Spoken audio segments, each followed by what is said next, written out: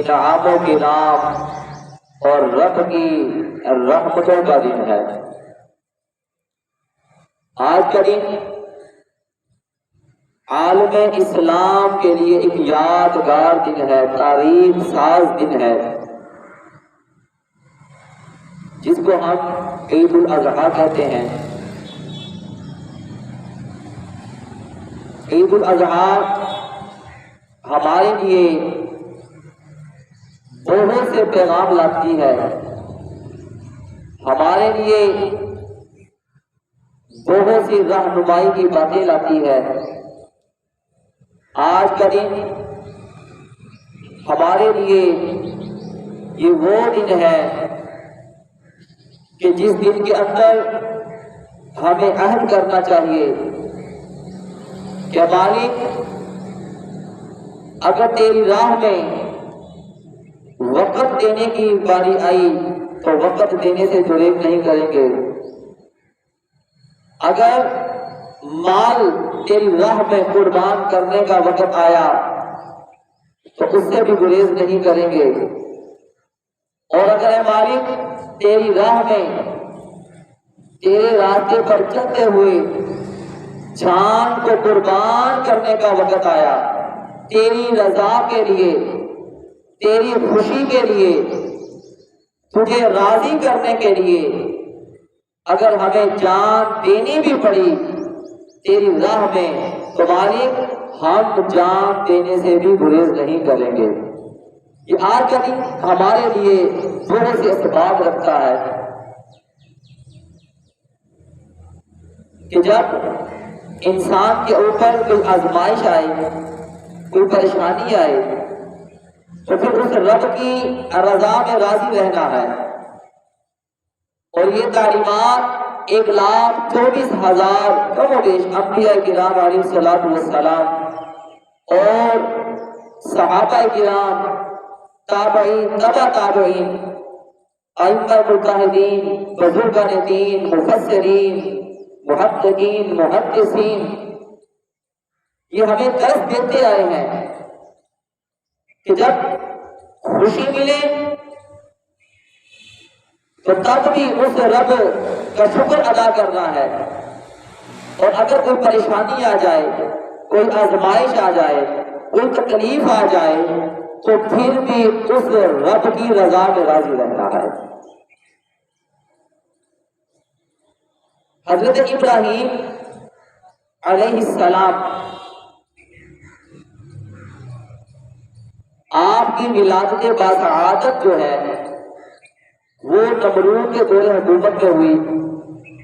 نمرود ایک ظالم بادشاہ تھا جس نے خدائی کا دعویٰ کیا ہوا تھا، وہ خود کو خدا کہلواتا تھا اور ظلم کیا کرتا تھا،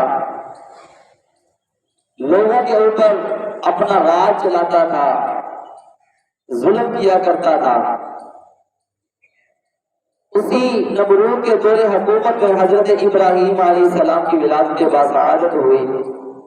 آپ اگر حضرت ابراہیم علیہ السلام کی تاریخ کو پڑھیں، آپ ان کی ولادت سے لے کر آخری مراحل تک اگر آپ اس کو پڑھتے ہیں تو آپ کو بہت سی تعلیم حاصل ہوتی ہے، اور ساتھ ہی ساتھ آپ کو یہ پتا چلتا ہے کہ یوم ولادت سے پہلے ہی، ابھی ولادت نہیں ہوئی، ماں کے بطن کے اندر ہے تو رب کی طرف سے آزمائشیں شروع ہو گئی۔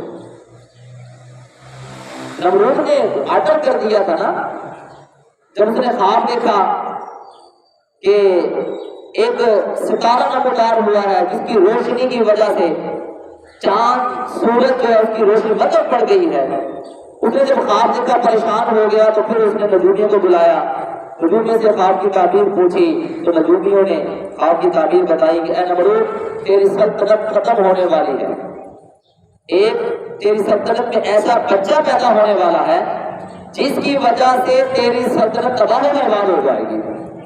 پھر اس نے آرڈر کر دیا کہ جن عورتوں کو حمل ہے ان کے حمل گروا دیے اور شوہروں کو بیویوں سے دور رہنے کا حکم دے دیا، لیکن جو اللہ کا فیصلہ ہوتا ہے وہ ہو کر رہتا ہے۔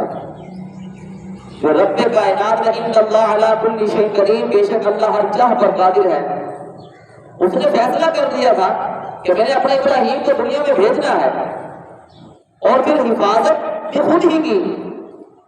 یعنی بتانے کا مقصد یہ ہے کہ صرف آج کا دن جو ہے نا، یہ نہیں ہے کہ جانور ذبح کیا، گوشت پکایا، گوشت کھایا اور یشیاں کی، صرف یہ دن نہیں ہے آج کا منانے کا۔ ہم نے ابراہیم علیہ السلام کی جو تعلیمات ہیں ہم نے اس کے اوپر بھی عمل کرنا ہے، ہم نے اس کے اوپر بھی غور کرنا ہے کہ ہم نے جس طرح سے انہوں نے اپنی زندگی کو گزارا ہے تو ہم نے بھی انہی طرح کی زندگی کو گزارنا ہے، اسی انداز سے گزارنا ہے۔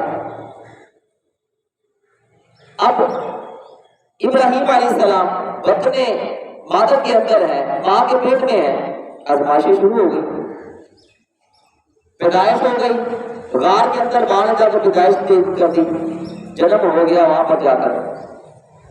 وہاں پر اللہ کی قدرت، ماں شام میں جاتی تھی جب دودھ پلانے کے لیے تو کیا دیکھتی ہیں ابراہیم علیہ السلام اپنی دونوں انگلیوں کو اپنے منہ میں لیے ہوئے ہیں، ایک سے شہد چل رہا ہے دوسری سے دودھ چل رہا ہے، آزمائش چل رہی ہے۔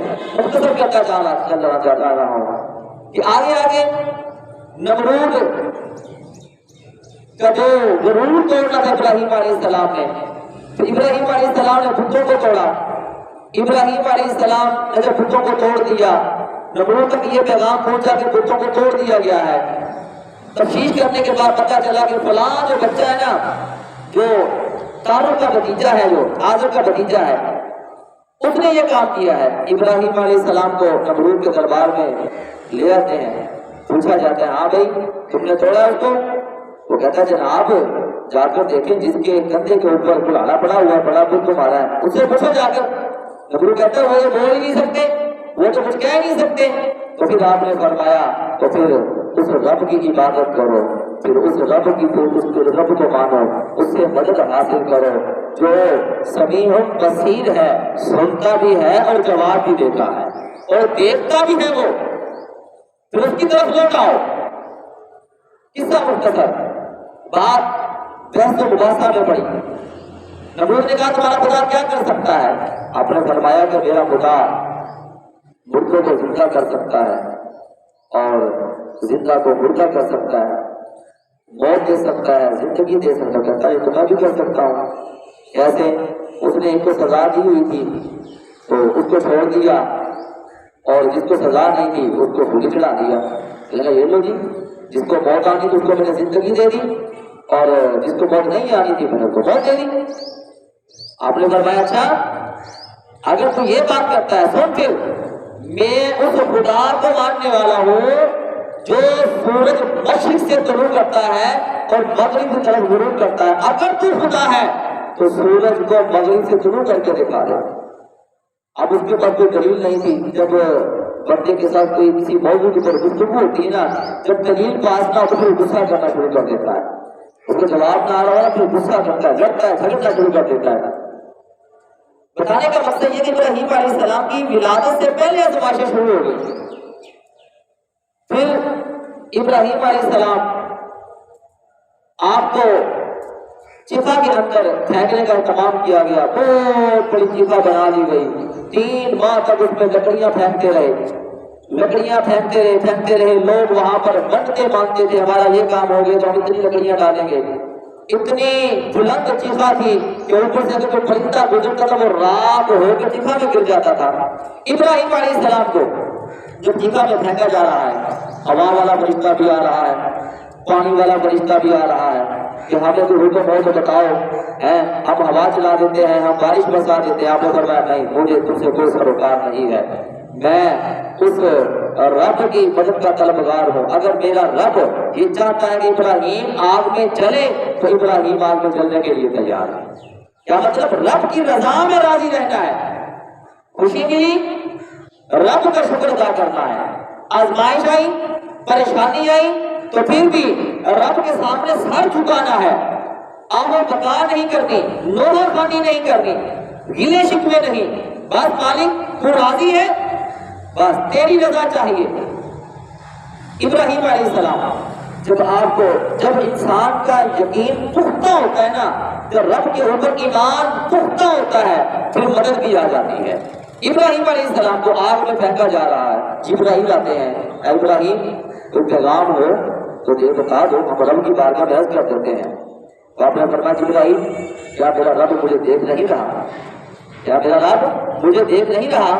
اگر وہ ابراہیم کو جلتا ہوا دیکھنا چاہتا ہے تو ابراہیم چلنے کے لیے تیار ہے۔ مختصر کر رہا ہوں، جگہ کے اندر پھینک دیا، جگہ کے اندر جا رہے ہیں۔ اللہ نے قرآن نازل فرما دیا، قلنا یا نار کونی بردا وسلاما علی ابراہیم، اے آگ میرے ابراہیم کے اوپر ٹھنڈی اور سلامتی والی ہو جانا۔ آزمائشیں چل رہی ہیں۔ میں نے عرض کیا کہ آج کا دن صرف یہ نہیں کہ جانور ذبح کر لیا، گوشت پکایا، کھا لیا، عیاشیاں کر لی، یہ دن نہیں ہے، اس کا مقصد یہ نہیں ہے۔ ہم نے ان کی تعلیمات کو سن کر پڑھ کر اس کے اوپر عمل کرنا ہے، اپنی زندگی کو حد الامکان کوشش کرتے ہوئے اس انداز سے گزارنا ہے، اس انداز سے زندگی کے اندر گزارا کرنا ہے کہ جس طرح سے ان لوگوں نے اپنی زندگی کو گزارا، اسلام کو، دین کو، رب کے اوپر یقین کرتے ہوئے زندگی کو گزارا، آزمائشوں کا مقابلہ کرتے ہوئے، رب کی رضا میں راضی رہتے ہوئے۔ آپ بڑے ہو گئے، آپ کی شادی پہلے حضرت سارہ سلام اللہ علیہ کے ساتھ ہوئی، ایک وقت گزرا، آپ کو اولاد نہیں ہوئی۔ جب اولاد نہیں ہوئی تو آپ کی زوجہ محترمہ نے کہا اے میرے سرتاج، میری طرف سے اجازت ہے آپ کو کہ آپ اب میرے سے تو، میرے بدن سے تو آپ کی نسل نہیں چل رہی، کوئی اولاد نہیں ہو رہی، آپ ایسا کیجئے کہ آپ حاجرہ سلام اللہ علیہ کے ساتھ شادی کر لیجئے۔ آپ نے بی بی حاجرہ سلام اللہ علیہ کے ساتھ شادی کی۔ آپ کے بطن اطہر سے پھر جب شادی ہو گئی تو آپ نے رب کی بارگاہ میں دعا مانگی، رب ہب لی من الصالحین، رب ہب لی من الصالحین، اے مالک نیک اور صالح بیٹا عطا فرما، نیک اور صالح بیٹا عطا فرما۔ اللہ نے دعا کو قبول کیا، فبشرناہ بغلام حلیم۔ پھر اللہ تعالیٰ نے ابراہیم علیہ السلام کی دعا کو قبول کرتے ہوئے نیک اور صالح بیٹا حضرت اسماعیل علیہ السلام جو ہے آپ کو عطا فرما دیا، ان کو اولاد عطا فرما دی گئی۔ اللہ تعالیٰ نے فبشرناہ بغلام حلیم، بردبار علم والا بیٹا جو ہے وہ عطا فرمایا۔ اس آیت سے ہمیں یہ بھی پتہ چلتا ہے کہ اللہ کی بارگاہ میں دعا مانگنی چاہیے۔ اللہ کی بارگاہ میں جب بھی اولاد مانگو تو صرف یہ نہیں کہا کہ مالک اولاد عطا فرما دے، نہیں، ربی ہب لی من الصالحین۔ ابراہیم علیہ السلام نے جو دعا مانگی تھی وہ یہ دعا مانگی تھی، مالک نیک و صالح بیٹا عطا فرما، نیک و صالح اولاد عطا فرما۔ جب بھی اولاد کے لیے دعا مانگنی ہے تو رب کی بارگاہ میں یہ عرض کرتا ہے، مالک نیک و صالح اولاد عطا فرما۔ ہم لوگ مانگتے ہیں لیکن صرف اولاد کی تمنا کرتے ہیں، نیک اور صالح اولاد کی تمنا اللہ ماشاءاللہ سب کی بات نہیں کر رہا، اکثر اوقات یہ کہتے ہیں کہ قاری صاحب دعا کیجیے کہ اللہ تعالیٰ صاحب اولاد عطا فرما دے، نہیں، کہا کریں کہ دعا کریں کہ مالک ہمیں نیک اور صالح اولاد عطا فرمائے۔ اور ابراہیم علیہ السلام نے دعا مانگی ہے،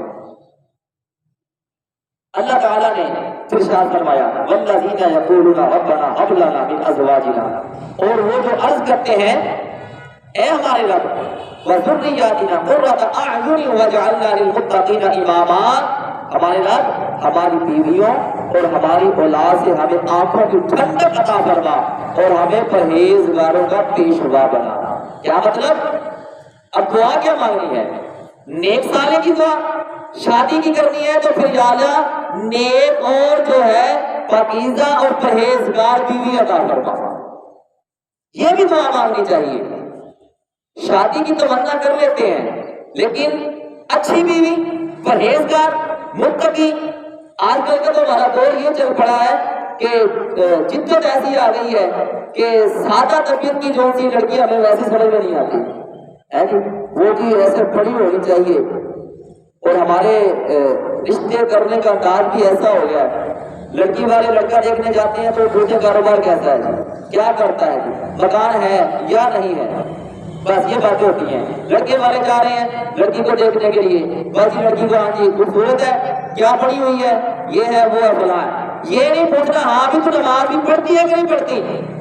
لڑکے والے لڑکی والے یہ نہیں پوچھتے بیٹا نماز پڑھتے ہو کہ نہیں پڑھتے. دین کی طرف ہماری توجہ نہیں ہے. بس مال دولت, اچھا گھر ہو, اچھا کاروبار ہو, بس اس پر ہماری نظر ہوتی ہے. وہ چاہے مال اور دولت حرام طریقے سے کما رہا ہو, وہ بھلے حرام طریقے سے کما رہا ہو, سود لے رہا ہو, سود کھا رہا ہو, لوگوں کے اوپر ظلم و زیادتی کر رہا ہو, بس ہم نے اس کی طرف توجہ دے دی. حضرت اسماعیل علیہ السلام اللہ تعالیٰ نے نیک و صالح بیٹا عطا فرما دیا. جب بچہ اس کنڈیشن تک پہنچا کہ جب ابراہیم علیہ السلام کی 100 چلنے والا ہو گیا, ایک دن ابراہیم علیہ السلام اپنے بیٹے کے ساتھ محبت کر رہے ہیں. اللہ تعالیٰ وَلَنَبْلُوَنَّكُمْ بِشَيْءٍ مِّنَ الْخَوْفِ وَالْجُوعِ وَنَقْصٍ مِّنَ الْأَمْوَالِ وَالْأَنفُسِ وَالثَّمَرَاتِ وَبَشِّرِ الصَّابِرِينَ. اللہ تعالیٰ جو ہے خوف سے بھی آزماتا ہے, مال دے کر بھی آزماتا ہے, مال لے کر بھی آزماتا ہے. وَالثَّمَرَاتِ کیا مطلب, وہ اولاد دے کر بھی آزماتا ہے, اولاد لے کر بھی آزماتا ہے. جب ان آزمائشوں سے بندہ نکل جاتا ہے, کامیاب ہو جاتا ہے, تو پھر اب فرماتا ہے وبشر الصابرین. پھر ان کے لیے خوشخبریاں ہیں کہ جو آزمائش سے نکل گئے. آپ اپنے اسماعیل علیہ السلام بیٹے کے ساتھ محبت بھرے انداز سے پیار کر رہے ہیں. پیار کرتے کرتے اللہ نے فرمایا اے ابراہیم ہماری راہ میں وہ چیز قربان کرو جو تمہیں سب سے زیادہ پسند ہو, سب سے زیادہ پسند ہو. ابراہیم علیہ السلام آپ نے غور کیا, غور کرنے کے بعد ایک ہی بات سمجھ میں آئی کہ میرا جو بیٹا اسماعیل ہے یہ مجھے سب سے زیادہ پیارا ہے, سب سے زیادہ عزیز ہے. ابراہیم علیہ السلام کو خواب بھی آیا. انبیاء کرام کے خواب اور ہمارے خواب میں فرق ہوتا ہے. خواب آیا کہ آپ اللہ کی راہ میں کوئی پیاری چیز قربان کریں. وہ خواب کی تعبیر پوری کرنے کے لیے آپ نے اپنے لب کے جگر حضرت اسماعیل علیہ السلام سے کہا کہ میں نے بیوی کو کہا کہ میں اس کو نا پہاڑی کے اوپر لے کر جا رہا ہوں, سیر کرنے کے لیے لے کر جا رہا ہوں. تو آپ لے کر چلے جاتے ہیں, شیطان آتا ہے. شیطان ایک بندہ کام کر رہا ہوتا ہے نا, تو اس کو روکنے کے لیے بھی آتا ہے. آپ اور ہم کیا چیز ہیں, شیطان تو انبیاء کرام کے پاس آ جاتا ہے. ابراہیم علیہ السلام جد الانبیاء ہیں, اب ان کے پاس شیطان آ گیا. کہہ رہا جی حضرت حاجرہ کے پاس گیا تو بتایا تیرا شوہر کہاں لے کر گیا تیرے بیٹے کو. وہ چوٹی پر گئے ہیں, پہاڑی پر گئے ہیں, سیر کرنے کے لیے گئے ہیں. تو کہا نہیں نہیں یہ سیر کرنے نہیں گئے, یہ تو تیرے بیٹے کو جو نا ذبح کرنے کے لیے گیا ہے. کوئی پاگل ہے, کوئی باپ اپنے بیٹے کو ذبح کرتا ہے. وہ کہنے لگا کہ نہیں وہ کوئی خواب آیا تھا ان کو, اللہ کی طرف سے حکم آیا. تو آپ نے کہا اچھا اے شیطان رب کی طرف سے اگر حکم ہے تو ایسے 1 کروڑ اسماعیل بھی ہوتے تو میں بھی قربان کرنے کے لیے تیار ہوں, وہ بھی قربان کرنے کے لیے تیار ہوں. پھر وہ چلتا ہے آگے اسماعیل علیہ السلام کے پاس جاتا ہے. اسماعیل پتہ تیرا ابا تجھے کہاں لے کر جا رہا ہے؟ پہاڑی پر جا رہے ہیں سیر کرنے کے لیے. اچھا نہیں یہ تجھے کون سا نا ذبح کرنے کے لیے جا رہا ہے. تو کہا نہیں بھائی کوئی باپ اپنے بیٹے کو ذبح کرتا ہے, وہ کہتا ہے اللہ کی طرف سے حکم آیا. اسماعیل علیہ السلام آپ فرماتے ہیں اے شیطان لعنت کی بھاگ جا یہاں سے, اگر یہ رب کی طرف سے حکم ہے تو ایسی 1000 جانیں رب کی رضا کے لیے قربان کرنے کے لیے تیار ہے. آزمائش, پریشانی, تکلیف یہ زندگی کے حصے ہیں. اب دیکھیں ابراہیم علیہ السلام کی ولادت سے پہلے آزمائشیں شروع ہو گئی. وقت میں مادر میں آئے نہیں ہیں, پہلے آزمائشیں شروع ہو گئی ہیں, پریشانیاں شروع ہو گئی ہیں. اب وہ جاتا ہے ابراہیم علیہ السلام کے پاس. اے ابراہیم بڑھاپے میں آ کر تجھے بیٹا ملا ہے اور تو اب اس کو چل پڑا ہے ذبح کرنے کے لیے. اور خواب ہے کیا ہو گیا ہے؟ کوئی اور چیز دے دے. آپ نے کہا لانتی شیطان بھاگ جا. پھر آپ نے جوسف کو کنکریاں ماری. آج بھی جوسا ہے حج کے اوپر لوگ جاتے ہیں وہاں پر شیطان کو کنکریاں مارتے ہیں. حج جتنا بھی ہے یہ اللہ کے محبوب علیہ الصلوۃ والسلام اور انبیاء کرام اور جو اللہ کی برگزیدہ بی بی ہاجرہ سلام اللہ علیہا آپ کے جو طریقہ انداز ہے اس کا نام حج ہے. شیطان کو کنکریاں مارنا، سعی کرنا، صفا مروہ پہ دوڑنا. بی بی ہاجرہ نے دوڑ لگائی تھی، وہاں پر جا کر اسی انداز سے دوڑ لگائی جاتی ہے. اگر وہ نہیں مانگتا اس کا حج ہی نہیں ہوتا. آپ کو جب اسماعیل علیہ السلام کو پھر وہاں پر پہاڑی پر لے جاتے ہیں. فلما بالغ معه السعي قال يا بني اني ارى في المنام اني اذبحك فانظر ماذا ترى قال يا ابت افعل ما تؤمر ستجدني ان شاء الله من الصابرين. پھر جب اس مقام تک پہنچ گئے، وہاں پر پہنچ گئے، تو پھر ابراہیم علیہ السلام نے اپنے بیٹے سے کہا کہ بیٹا مجھے اللہ کی طرف سے حکم آیا ہے کہ تجھے اس کی راہ میں قربان کرنا ہے. تو تیرا کیا ارادہ ہے، تیرا کیا پروگرام ہے، تو تیار ہے؟ اسماعیل علیہ السلام نے آپ نے عرض کی اے میرے والد محترم آپ کو اللہ کی طرف سے حکم ہے، آپ اس حکم کو بجا لائیے، آپ مجھے صابر پائیں گے، آپ مجھے صابر پائیں گے. بس آپ یہ کام کیجیے فلما اسلم وتلہ للجبین. آپ نے جب مجھے ذبح کرنا ہے نا تو میرا جو ہے نا چہرہ جو ہے میرا پیشانی جو زمین کی طرف ہونی چاہیے. پوچھا کیوں؟ کیا آپ نے کہا کہ ابا یہ ہو سکتا ہے کہ آپ کے دل کے اندر بیٹے کو چہرہ دیکھنے کے بعد دل کے اندر محبت جاگ جائے، آپ سے اللہ کا حکم جو آپ نے پورا کرنا ہے وہ ادا نہ ہو سکے. پھر آپ نے کہا کہ مجھے رسیوں سے باندھ دینا، مختصر کر رہا ہوں، آپ کو جو ہے بتا دیا جاتا ہے. میں نے کہا رب کے اوپر یقین ہو نا، یقین ہو تو پھر اللہ تعالیٰ مدد بھی کرتا ہے، وہ آزماتا ہے لیکن آزمائی سے دور بھی جو ہے نا وہ اللہ تعالیٰ ہی بندے کو کرتا ہے. اب آقا اپنا ابراہیم علیہ السلام نے جب چھری پھیرنے لگے ہیں، چھری کو تیز کیا ہے، چھری گلے پر پھیر رہے ہیں، چھری نہیں پھیر رہی، چھری نہیں پھر رہی. آپ نے چھری کو زور سے پتھر کے اوپر مارا، پتھر کے 2 ٹکڑے ہو گئے، پتھر کے 2 ٹکڑے ہو گئے. پھر ابراہیم علیہ السلام نے حضرت اسماعیل علیہ السلام کی گردن کے اوپر چھری پھیرنے لگتے ہیں، چھری پھر نہیں پھر رہی، پھر تیز کرتے ہیں. تیسری مرتبہ جو ہے پھر آپ جلال میں آتے ہیں، چھری پھیرنے لگتے ہیں. اللہ فرماتا ہے جبرائیل جلدی کر، جنت سے ایک مینڈا لے جا، وہاں پر جا کر یہ نہ ہو میرا ابراہیم نبوت کی طاقت سے جو ہے چھری کو پھیر دے اور اسماعیل کے گلے پر چھری پھر جائے. ایسا کر، جلدی سے کر، ایک مینڈا لے جا وہاں پر جا کر اور اسماعیل کو سائڈ پر کر کے اس جگہ پر مینڈے کو لٹا دے. وہاں پر وَفَدَيْنَاهُ بِذِبْحٍ عَظِيمٍ. اللہ فرماتا ہے ہم نے ذبح عظیم بھیج دیا وہاں پر. کس لیے؟ ابراہیم علیہ السلام رب کی راہ میں نکلے تھے نا، اللہ کا حکم پورا کرنے کے لیے نکلے تھے. تو آج ہم نے قربانی کو صرف محض آج کے دن کو سیلیبریٹ کرنے کے لیے رکھ لیا ہے کہ ہم نے بس سیلیبریٹ کرنا ہے. اس سے سبق کیا لینا ہے ہم نے؟ حضرت ابراہیم علیہ السلام آپ جس طرح سے ہم قربانی کرتے ہیں نا ان کے نام کی، حضرت اسماعیل علیہ السلام کی، اور ابراہیم علیہ السلام نے قربانی پر عمل شروع کیا تھا. تو میرے بھائیوں ابراہیم علیہ السلام کی تعلیمات کے اندر یہ بھی ہے کہ آپ مہمان نواز بھی بڑے تھے، آپ غریبوں کا بڑا خیال کرنے والے تھے، آپ جو ہے اللہ کا بڑا ذکر کرنے والے تھے، رب کو یاد کرنے والے تھے، رب کی رضا میں راضی رہنے والے تھے. آقا الصلوۃ والسلام ارشاد فرماتے ہیں کہ اللہ فرماتا ہے کہ وہ تمہارا یہ جانور کا ذبح جو کرتے ہیں نا، یہ خون جو ہے گوشت اور خون ان تک نہیں پہنچتا. پہنچتا کیا ہے؟ پرہیزگاری اور تقویٰ وہاں پر پہنچتا ہے. رب کی بارگاہ میں پرہیزگاری اور تقویٰ پہنچتا ہے. اے مالک پرہیزگاری اور تقویٰ جب تیرے پاس پہنچ جاتا ہے تو پھر تو ہمیں انعام کیا عطا فرماتا ہے.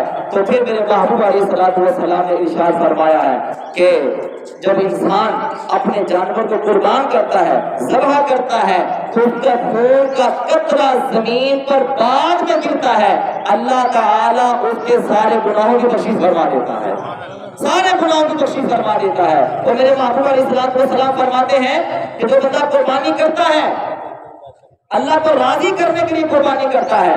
وہ جو جانور لیتا ہے، مثال کے طور پر بکرا لیا، دمبا لیا، بڑا جانور لے لیا، اونٹ لے لیا، گائے لے لی، بیل لے لیا، میرے محبوب علیہ السلام فرماتے ہیں ہر بال کے بدلے جو ہے اللہ تعالیٰ اس بندے کے نامہ اعمال میں نیکیاں لکھتا رہتا ہے، ہر بال کے بدلے میں. اب بالوں کی گنتی کر سکتا ہے؟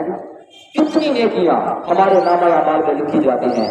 ابراہیم علیہ السلام کی جو تعلیمات ہمارے لیے ہیں اس پر ہم نے عمل کس طرح سے کرنا ہے. وہ عمل اس طرح سے ہے کہ ہم نے اپنی زندگی کو ان کے زندگی کی جس طرح سے انہوں نے گزاری ہے اس طرح سے گزارنا ہے. ابراہیم علیہ السلام جو ہے اللہ کا بڑا ذکر کرنے والے تھے، رب کو راضی کرنے والے تھے، رب کی رضا میں راضی رہنے والے تھے. اللہ تعالیٰ نے نا فرشتوں کے اندر فرمایا کہ ابراہیم خلیل اللہ، کہ ابراہیم ہمارا دوست ہے. بھائی فرشتوں نے کہا مالک دوست ہے اسی لیے تو اتنا مال عطا فرمایا. ابراہیم علیہ السلام کے پاس بڑا مال و دولت تھا، بڑی دولت ہی آپ کے پاس. تو آپ جو ہے نا دوست ہے تو مال عطا فرمایا نا، دولت دی گئی ہے. اللہ نے فرمایا اچھا فرشتوں ایسا کرو، جاؤ پھر آزما لو جا کر میرے ابراہیم کو. ایک فرشتہ انسانی شکل میں آتا ہے، انسانی شکل میں آ کر نا ابراہیم علیہ السلام بکریاں چرا رہے ہیں، مال بکر چرا رہے ہیں. تو کھیتوں کے اندر فرشتہ بیٹھ جاتا ہے اور رب کی تسبیح بیان کرنا شروع کر دیتا ہے. سبحان اللہ والحمد للہ ولا الہ الا اللہ واللہ اکبر. وہ بار بار اس کا تکرار کر رہا ہے، پڑھ رہا ہے. ابراہیم علیہ السلام کی کان مبارک کے اندر وہ آواز پہنچتی ہے، اتنی خوبصورت آواز میں رب کا ذکر ہو رہا ہے. آپ اس آواز کا پیچھا کرتے کرتے وہ کھیتوں کھلیانوں کی طرف چلے جاتے ہیں، دیکھتے ہیں ایک شخص بیٹھا ہوا ہے، وہ رب کا ذکر کر رہا ہے. جیسے ہی ابراہیم علیہ السلام پاس پہنچے نا تو انہوں نے ذکر کو روک دیا، ذکر کو روک دیا. آپ نے فرمایا اے بندے ذکر سنا مجھے، رب کی تسبیح مجھے سنا. وہ کہتا ہے جناب سنا دیتے ہیں، دنیا کا قانون ہے دو اور کچھ لوگ، آپ مجھے کیا دیں گے اگر میں آپ کو یہ ذکر سناتا ہوں؟ تو آپ نے فرمایا یہ میرے پاس بکریاں ہیں، مال ڈنگر ہے، آدھا مال تجھے دے دوں گا. کہا ٹھیک ہو گئی. تسبیح پڑھنا شروع کر دی، سبحان اللہ والحمد للہ ولا الہ الا اللہ واللہ اکبر. تکرار کر رہے ہیں، تھوڑی دیر گزرتی ہے، وہ انسانی شکل میں آیا ہوا فرشتہ پھر خاموش ہو جاتا ہے. ابراہیم علیہ السلام فرماتے ہیں کہ بندے رک کیوں گیا ہے، اور سنا مجھے، اور سنا ذکر سنا مجھے، رب کا ذکر سنا. وہ کہتا ہے جناب اب کیا دو گے؟ آپ نے فرمایا باقی مال میں جتنا بھی ہے وہ بھی تمہیں دے دوں گا میں، مجھے بس اللہ کا ذکر سنا دے، مجھے رب کا ذکر سنا دے. اب وہ پھر ذکر سنانا شروع کر دیتا ہے. جب ذکر رک جاتا ہے اور جیسے مال ڈنگر بھی ختم ہو گیا، ابراہیم علیہ السلام نے فرمایا اے بندے رکنا، مجھے رب کا ذکر سنا، مجھے بڑا سرور آ رہا ہے. وہ کہنے لگا اب مجھے کیا دو گے بھائی، مال تو سارا میں نے لے لیا ہے، اب مجھے کیا دو گے؟ تو آپ نے فرمایا اے میرے بھائی تو مجھے رب کا ذکر سناتے رہنا. یہ مال ڈنگر تجھے میں نے دیا ہے، اس کو سنبھالنے کے لیے، اس کو چلانے کے لیے تجھے کسی ملازم کی بھی تو ضرورت پڑے گی. تو ایسا کرنا مجھے رب کا ذکر سناتے رہنا، مجھے رب کی تسبیح سناتے رہنا. تم ذکر سناتے رہنا، میں تیرے مال ڈنگروں کو سنبھالتا رہوں گا.